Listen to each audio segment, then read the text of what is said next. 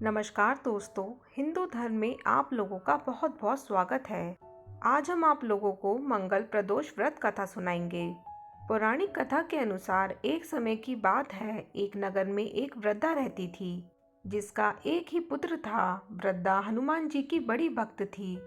वह प्रत्येक मंगलवार को विधि विधान व्रत रखकर हनुमान जी के सच्चे मन से आराधना करती थी। एक दिन हनुमान जी ने उस वृद्ध महिला की श्रद्धा का परीक्षण करने का विचार किया। हनुमान जी उसके घर साधु का वेश में पहुंचे और पुकारने लगे कि है कोई हनुमान भक्त जो मेरी इच्छा पूर्ण कर सके।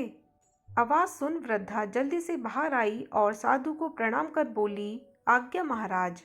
साधु बोले, मैं भूखा हूँ, भोजन करूँगा, इसलिए तुम थोड़ी सी जमीन लीप दो।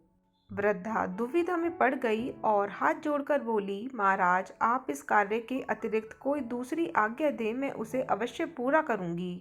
साधु ने वृद्धा से 3 बार प्रतिज्ञा करने के बाद कहा, तू अपने बेटे को बुला, मैं अब उसकी पीठ पर आग जलाकर भोजन बनाऊंगा।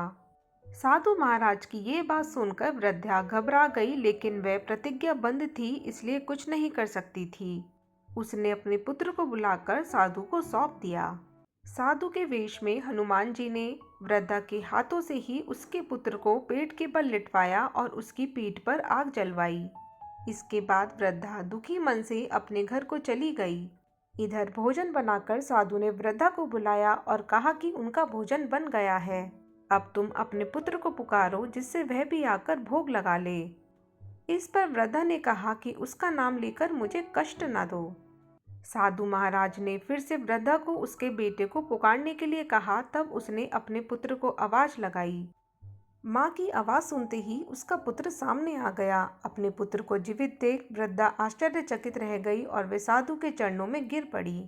तब हनुमान जी अपने वास्तविक रूप में आए और वृद्धा को आशीर्वाद दिया। बोलो बजरंग बली की जय, हर हर महादेव। तो दोस्तों, अगर आप लोगों को मेरा ये वीडियो थोड़ा सा भी हेल्पफुल लगा हो तो इसे लाइक और शेयर करना ना भूलिएगा और मेरे चैनल को सब्सक्राइब ज़रूर कीजिएगा। धन्यवाद।